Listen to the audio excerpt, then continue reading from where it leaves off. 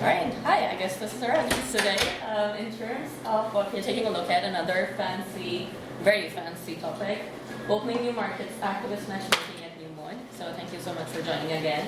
It looks fancy, but we will definitely walk you through all the context and what is included there.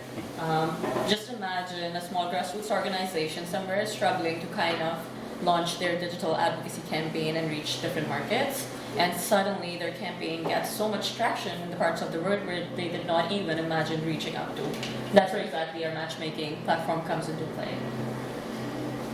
Alright, I'll introduce myself. I'm not sure if some of the folks were there previously last year, but I'm Sarrah Bandukwala. I'm the product owner at New Mode.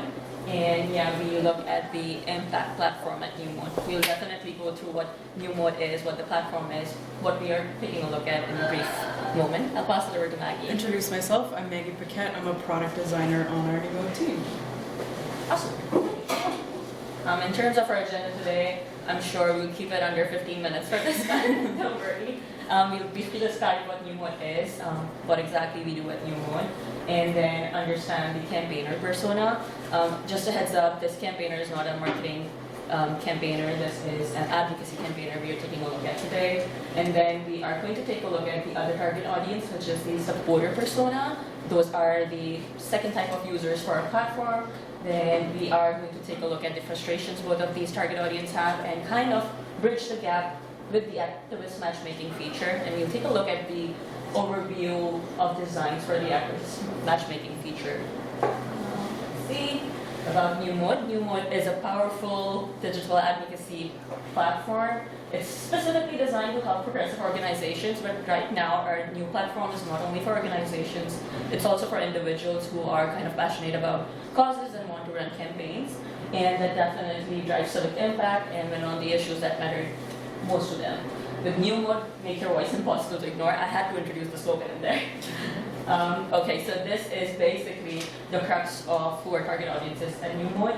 We are currently taking a look at the persona of a grassroots campaigner. This is James. He is 35 years old, located in Vancouver. Occupation is policy director. A little bit about James is he works for a single cause organization. They are the leader, but also hands-on with the technology they use for online advocacy.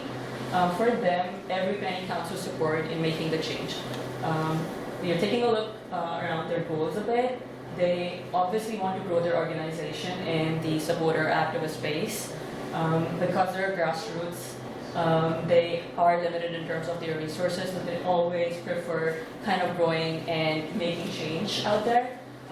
For every digital advocacy campaigner out there who are target audiences, their final goal or the last action item on their end is always making political change or driving some changes in the policy. Last but not least, another goal for James here is gaining funding from donors. Again, they are limited on resources, so any kind of funding they receive will be super helpful for them. In terms of motivations, they're ideological and sincere. They want to make change at the local or state level, where a small organization like grassroots organizations can still break through and make political impact. We are poorly focused on the frustrations right now for them to kind of focus on the feature we are going to walk you folks through. The frustrations they have are they're constrained by money and time. I think at this point I sound like broken record, but they are definitely constrained by money and time. They have limited experience in communications and marketing, not that tech savvy. For CRMs, I think they sometimes have a bit of CRM accessibility and sometimes they are pretty much without it.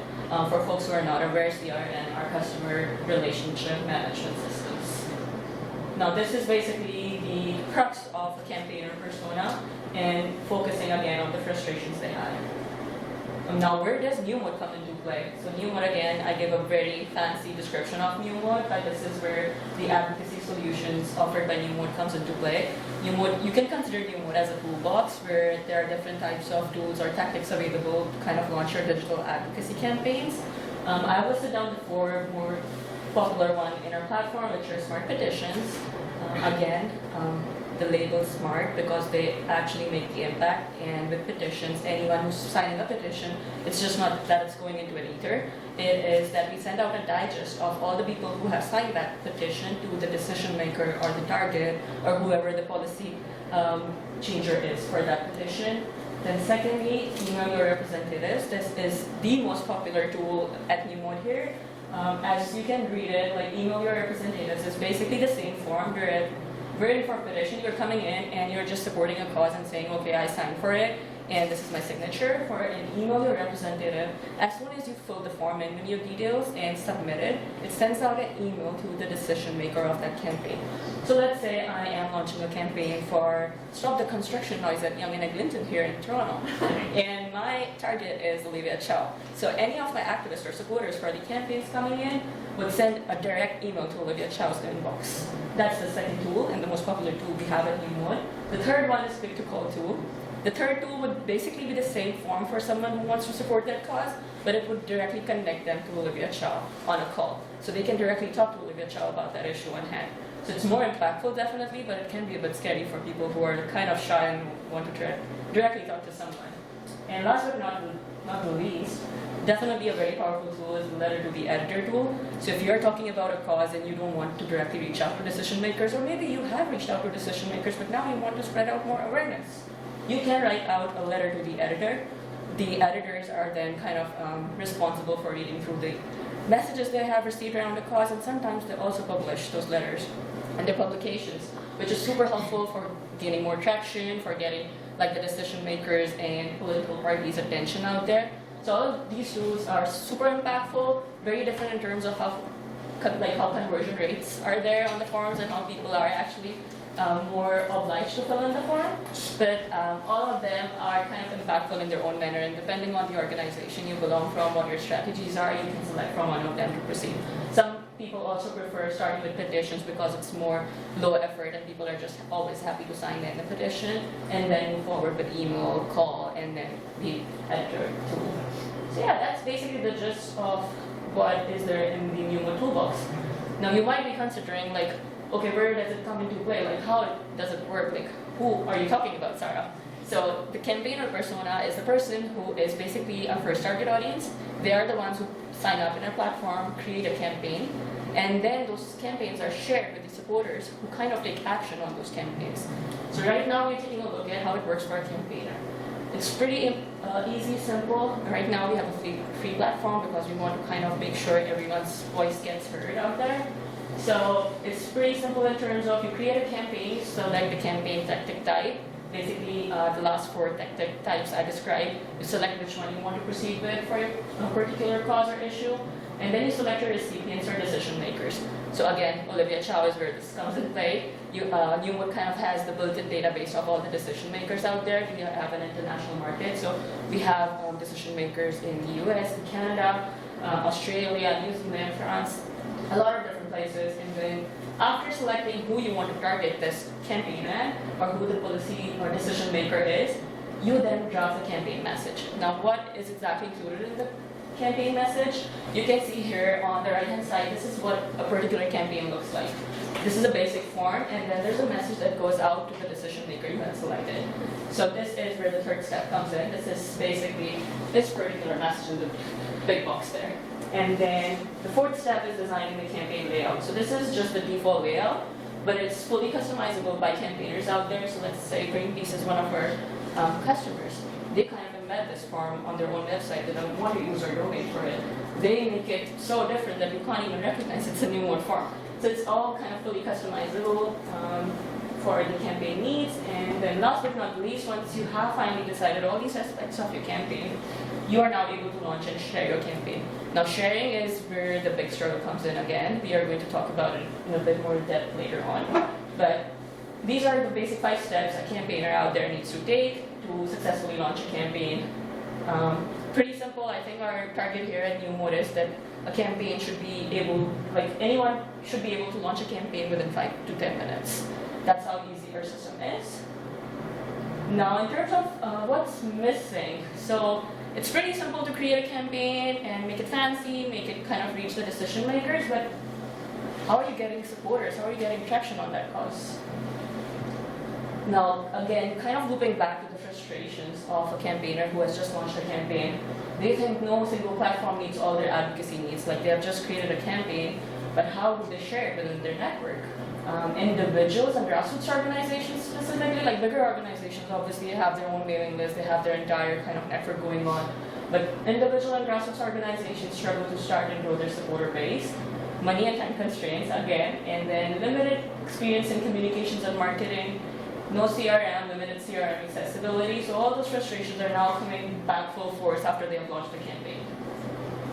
Now this is where the interesting part comes in and the data comes in. We did the supporter market research with the help of the Evolving Web team. So thank you once again, whoever is here, Evolving Web.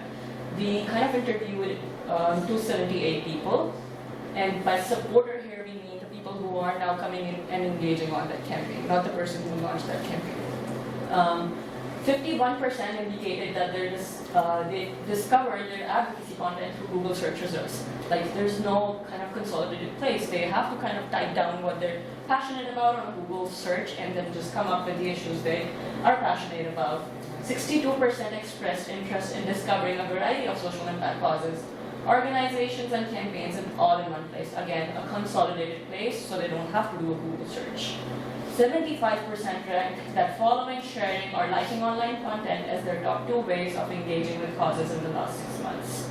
And then 51% again expressed interest in receiving personalized recommendations of other organizations, causes, and campaigns based on their interests or the past campaigns they have previously supported.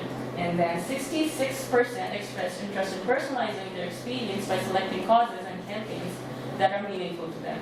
So basically, the gist or the crux of this entire research was that there's no central place where a supporter can go in and kind of see the campaigns they're passionate about, they're looking forward to kind of support. It's always through Google search or an external website that they have to put in effort or external effort to kind of go through it. Now, based on the research that we just saw and a lot of different qualitative and quantitative feedback, Evolving Web was helpful enough to kind of provide us with. We came up with this supporter persona. This is Alex we are taking a look at. Her age is 30, she is located in Toronto, occupation is nurse. A little bit about Alex here is they care about advocating for improving healthcare and supporting their union. Tech savvy, actively engages with causes they care about online. Now again, kind of similar to the campaigner persona, we also have goals and motivations and frustrations for this persona here, starting with the goals.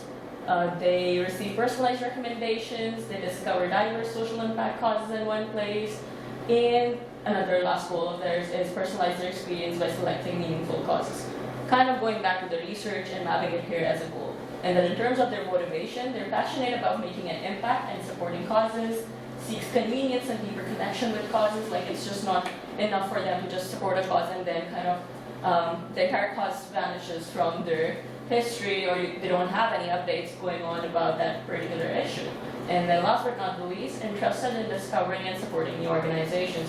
So obviously because there is not always one organization who kind of campaigns for a single or particular cause, it's like a bulk of different organizations coming together to kind of campaign for causes. So they are definitely motivated to support campaigns or digital campaigns from other advocacy organizations for similar causes.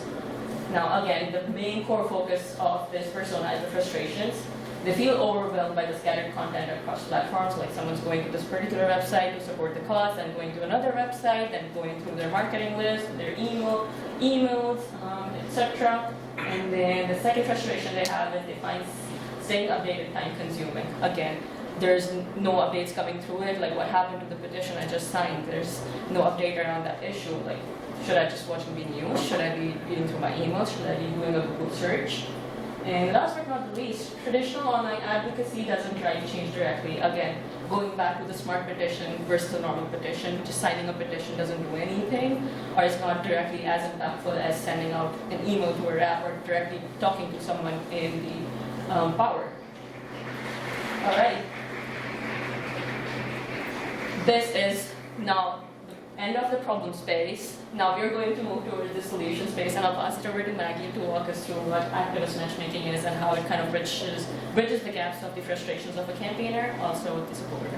Awesome, thank you. So as Sarah mentioned, we're working on a platform where we can match both supporters and campaigners in a single space to allow you the ability to interact with each other, to discover more organizations, to also gather more supporters that you might need. So how does this work? What we want to do is create a space where you can re-engage existing supporters. So you can come in, you can can support a cause that you care about, and you can see causes that are comparatively or similar to what you are supporting. So you can continue to try different campaigns, different tactics to help enable change in your community. This also gives you, as I said, the ability for campaigners to get access to a new supporter base. I know a lot of grassroots, when they're starting out, they have a real tough time building up their email lists or building up the ability to just have a whole bunch of supporters to help them enable change. And then also that gives the supporters the ability to then go in and try to strive and make active change by creating campaigns on their own or in their local community. So what are some key entry points to our platform? What we want to do is revamp eventually our new mode website to allow you to see a bit of what's going on in new mode, what other organizations are launching, and then just conversations that are happening around you and your local community. We also have a good supporter community outreach. We have a whole bunch of supporters that take action with our campaigns now, so we want to give them the ability to then see more campaigns and interact more on advocacy and things that they care about. We also have a large social media presence that allows us to engage with our supporters to help campaigners continue to further their supporter base. And also by utilizing existing campaigns, we can help kind of create a drip of seeing historical campaigns that you've kind of supported, and then you get to interact with things that you continue to care about. So next, what does it look like? This is our kind of sneak peek for everybody. This is not live, so we're still in the kind of stages of research and design. So if anybody has any feedback, come talk to us after. So what we have is kind of two experiences that we've built so far. One is a logged out experience and one is a logged in experience. So what we're seeing right now is this logged out experience of our homepage. It's kind of a very brief kind of design using our existing design framework. This offers kind of a preview of key features for people to explore and get a kind of light version of the platform before committing to or being able to feel like they're trusting us enough to create an account of their own. This also creates the ability to take action on causes without any barriers to entry. You can come in, you can support a campaign, email a representative, call the representative. It's all available to you without needing to create that account. And then at any point, you can go in and create that account to create that customized experience. So I'm going to start to break down some of the sections and dive a bit deeper. At the top part, we have our local trending campaigns. So using a bit of kind of location data around you, we'll get to show you or display to you what's happening in your area. So what are important causes that are happening in your neighborhood so that you can take action, or you can see the kind of victories that people are achieving in your area so that you know different policies that are being changed, or maybe there's a pothole you've been waiting to get fixed. Now you can see that it's a victory and that there are going to be people coming to fix it soon. So you get to see and engage with that. Next section we have here. We have our featured organizations. When we were doing our research, it was highly shown that people want to follow organizations that they care about to see what they're doing, to keep updated on their campaigns, as well as to see the victories that they achieve. So you could celebrate with the organizations that you care most about.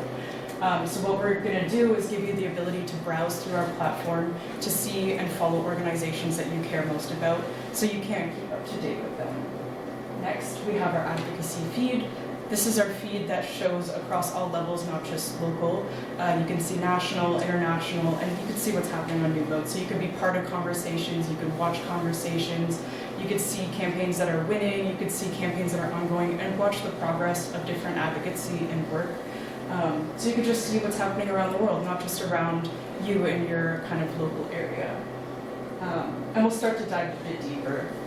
From here, we'll say you want to create your account, and we'll ask you a few kind of onboarding questions to get to know you a bit more, to understand what matters to you, what causes do you want to support, what level of like hands-onness do you want. Are you the kind of person that wants to call on the phone? I'm not that kind of person, so I would say probably not. So what we have here now is a more curated dashboard that is going to be showing you kind of histories of campaigns you supported. We're going to show you campaigns that you can take action on that are more catered to you. So say our persona is someone who cares deeply about healthcare. Now a lot of their feed is going to be dedicated to healthcare support, that causes that they can support. Next we have this campaigns for you section. I just kind of went over that briefly, but to dive a bit deeper, these personalized suggestions will be based off of not just local causes like the trending page, but also followed organizations, like I said, so you can keep track of what's going on and see any new campaigns that are happening. And also, based off of the campaigns that you've supported in the past, you'll start to get an idea, our algorithm will start to get an idea of the campaigns that you're interested in to help continue to for you to take action. Next section we have here is this updates on the campaign section. I know we kind of briefly talked about you oftentimes sign a petition and then your signature goes off into the ether and it means you don't know what's happening. Did that campaign win? Was there any policy change? How does the organization feel? So from here, you'll be able to get updates from organizations based off of campaigns you've supported. Also, if an organization you follow has a new campaign they want you to support, that will all be listed here. You'll also be able to see if you sent a letter to the editor and it got published. You can see that your letter is published. Maybe you can then go in and share with your friends. And then you can also start to see some kind of statistics around the impact that you've had on the platform. These are just some quick examples here, and there will be a bit more to dive into eventually once we design this out a bit more. But for here, you can see how many emails you've sent to the decision makers, so you can get a feeling for how much impact you've had. You can see the open rate for those emails to see what decision makers are responding, what they're saying, if they've actually opened your emails so that you can talk to them again or try to re-engage them if they're not answering you. And lastly, you could see kind of campaigns that have won. So anytime an organization marks a campaign as a victory, you'll be able to see that and celebrate with them. And we think that is kind of important in bringing organizations and supporters together. We snuck our own kind of feedback form in here, I'm so sorry about that. So if anybody feels free, they can provide feedback or come see us in the social hour. We'd be happy to answer any questions or hear any feedback, and really appreciate everybody and your time. And here's the true thank you page. EvolveDrupal. Thank you. Thank you so much. Maybe some question? No? Yeah, do we have time? Yeah, sure. Yeah.